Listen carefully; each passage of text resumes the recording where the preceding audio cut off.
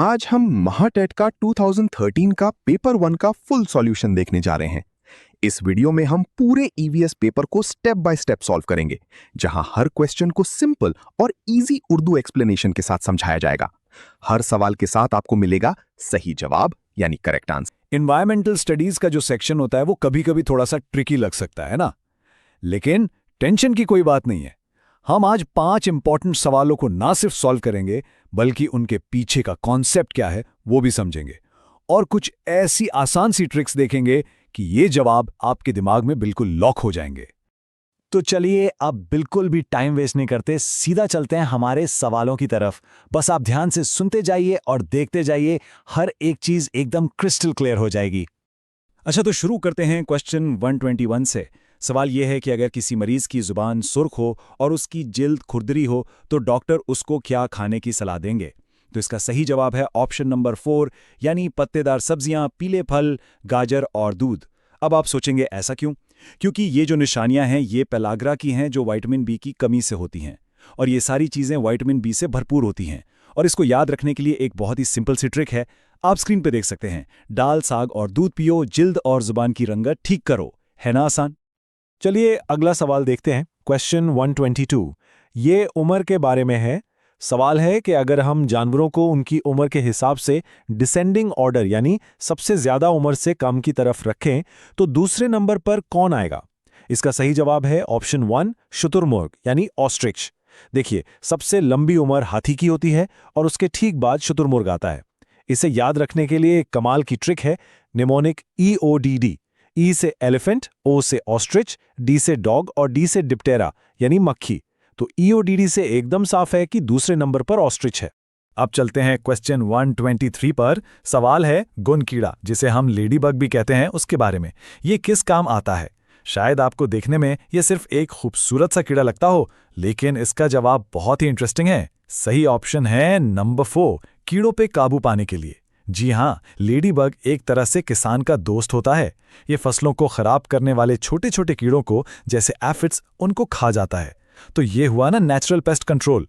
और इसकी ट्रिक तो इसके नाम में ही है। सौन कीड़ा फसल का सोना है, जो नुकसानदेह कीड़ों को चुन चुन कर खाता है। क्वेश्चन 124 ये दांतों से जुड़ा है। सवाल है कि इंसान के कितने दांत टूटने के बाद दोबारा आते हैं? ये तो हम सब के बचपन की कहानी है। तो इसका सही जवाब है ऑप्शन 2, यानी 20। हमारे जो बचपन में दूध के दांत होते हैं ना, जिनको मिल्क टीथ कहते हैं, वो टोटल 20 ही होते हैं। और यही 20 दांत गिरते हैं और उनकी जगह परमानेंट दांत आते हैं। इसकी ट्रिक तो बिल्कुल सिंपल है, बचपन के 20 दूध के दांत जो गिरकर दोबारा आते हैं। क्वेश्चन 125 पीतल यानी ब्रास किन दो धातुओं या मेटल्स को मिलाकर बनता है? सही जवाब है ऑप्शन 1, जस्त यानी जिंक और तांबा यानी कॉपर।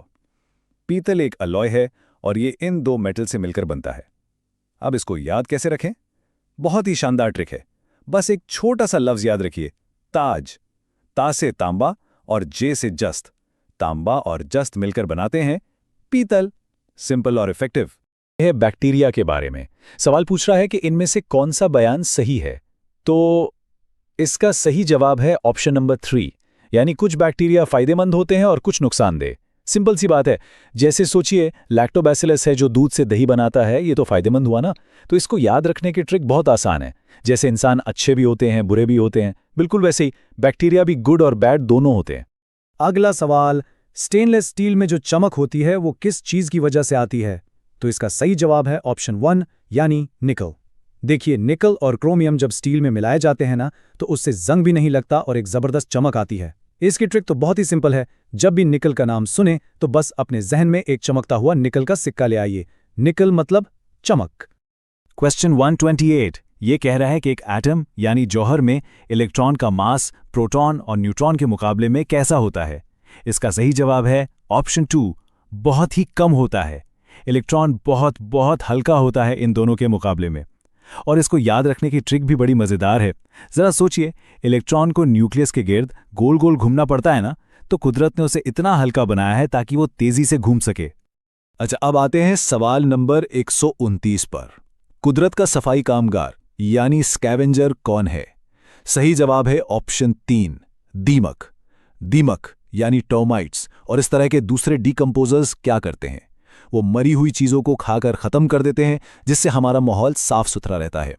इसको ऐसे याद रखिए, दीमक कुदरत की डस्टबिन की तरह काम करती है, सारा कचरा साफ कर देती है। ओके, सवाल नंबर 130। यहां हमसे एल्यूमिनियम का एटॉमिक मास नंबर पूछा गया है। अब इसको कैलकुलेट कैसे करते हैं? बहुत सिंपल है, हम बस प्रोटॉन्स और न्यूट्रॉन्स को ऐड कर देते हैं। तो यहां देखिए 13 प्रोटॉन्स हैं और 14 न्यूट्रॉन्स हैं। सो 13 + 14 कितना हुआ? 27। इसलिए हमारा सही जवाब है ऑप्शन 3।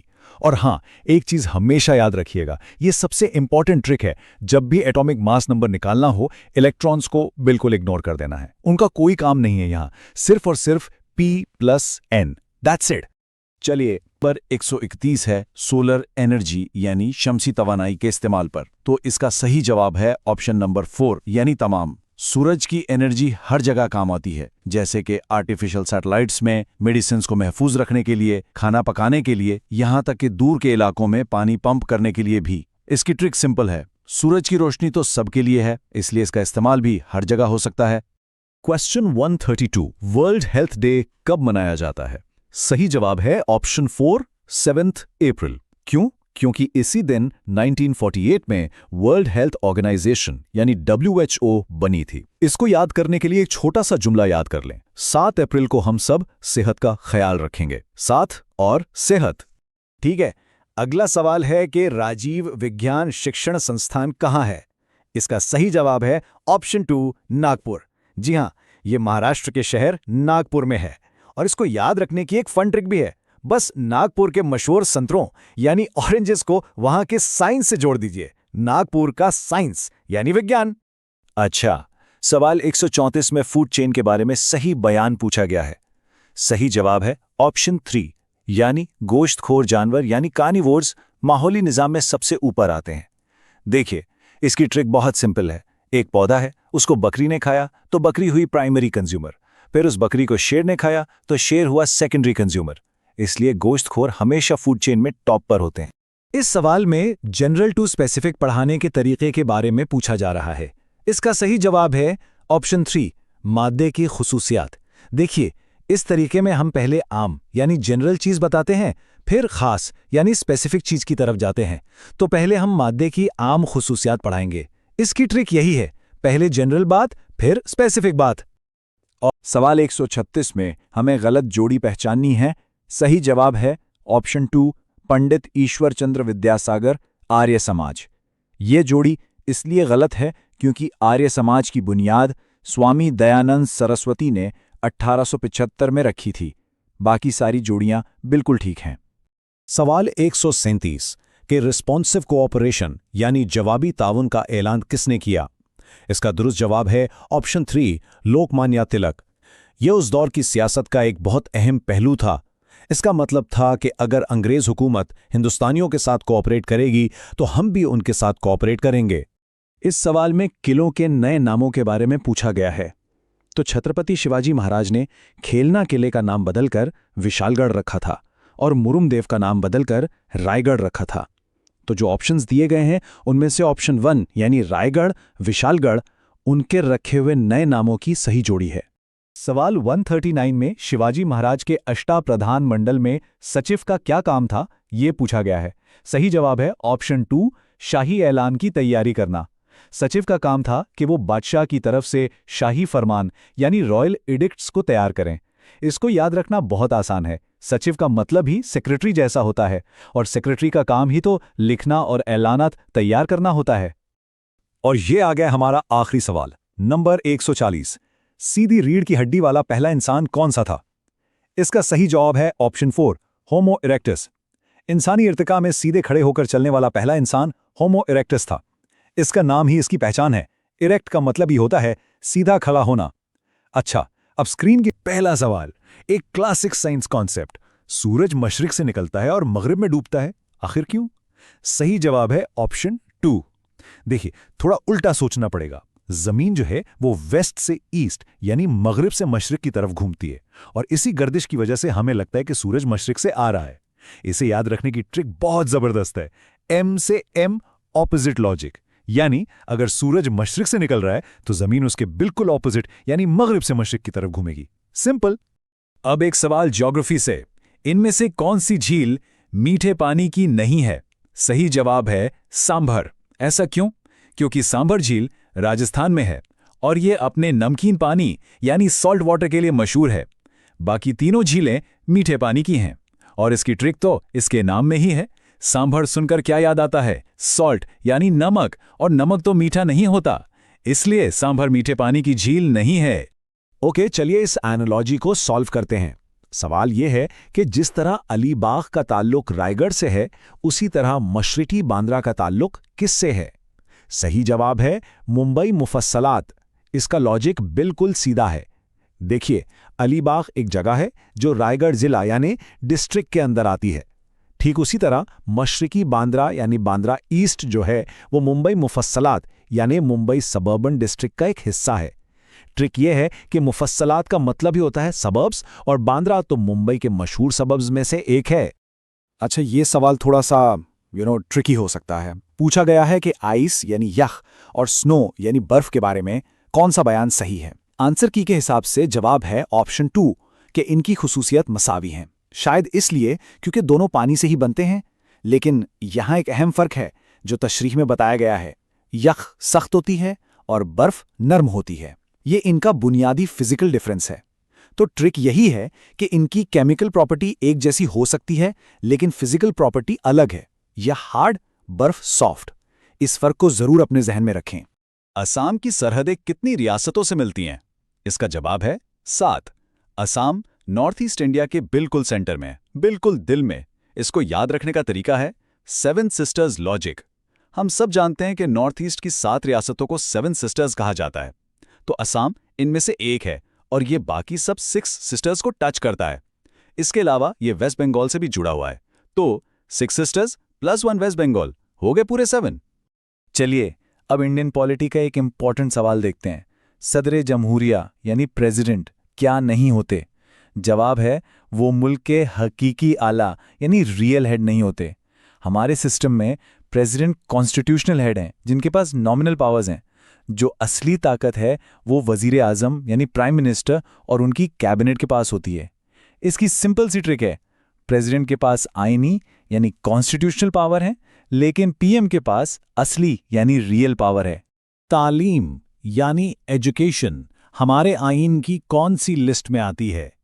जवाब है मुश्तरका फहरिस्त यानी कंकरेंट लिस्ट। अच्छा, कंकरेंट लिस्ट का मतलब क्या है? इसका मतलब है कि इस पर मरकज यानी सेंटर और रियासत यानी स्टेट दोनों कानून बना सकते हैं। तालीम इतना जरूरी मसला है कि इसकी जिम्मेदारी दोनों को मिलकर उठानी पड़ती है। इसकी ट्रिक यह है, तालीम दोनों के लिए एक कॉमन कंसर्न है, और कॉमन से याद रखिए कंकरेंट। इन 4 इदारों में से कौन सा अलग है? WHO, WTO, FAO और यूनेस्को। तो ऑड वन आउट है WTO। इसकी वजह बहुत सिंपल है। देखिए, WHO यानी हेल्थ, FAO यानी फूड और यूनेस्को यानी एजुकेशन और कल्चर। इन सब का मकसद लोगों की फलाह बहबूद यानी वेलफेयर है, जबकि WTO यानी वर्ल्ड ट्रेड ऑर्गेनाइजेशन, इसका मकसद सिर्फ कारोबार और ट्रेड है।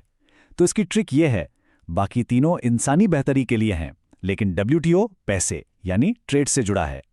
इस सवाल में हमें सही बयान को पहचानना है। सही जवाब है ऑप्शन 2। आइए देखते हैं क्यों। पहला बयान कहता है कि तारीख को जगह यानी प्लेस के हिसाब से बांटा जाता है, जो कि गलत है। हम तारीख को वक्त यानी टाइम के हिसाब से बांटते हैं, जैसे कदीम दौर, जदीद दौर। दूसरा बयान कहता है कि सियासी और समाजी तारीख को मजमून यानी सब्जेक्ट के हिसाब से बांटा जाता है, और ये बिल्कुल सही है। तो ट्रिक ये है, तारीख वक्त से जुड़ी है और सियासी मामले मजमून से। और ये आ गया इस सेशन का आखिरी सवाल, माहौल के अरकान के बारे में कौन सा बयान सही है? इसका सही जवाब है ऑप्शन 3 कि गांव और शहर समाजी अरकान हैं। इसका कॉन्सेप्ट बहुत सिंपल है। माहौल 2 तरह का होता है, एक कुदरती यानी नेचुरल और दूसरा समाजी यानी सोशल। पहाड़, नदियां, बारिश ये सब कुदरत ने बनाया है, लेकिन गांव, शहर, इमारतें ये सब इंसान ने बनाए हैं। और इसकी ट्रिक ये है, जो भी चीज इंसान बनाए वो उसके समाज का हिस्सा है, इसलिए वो समाजी माहौल का जुज़ है।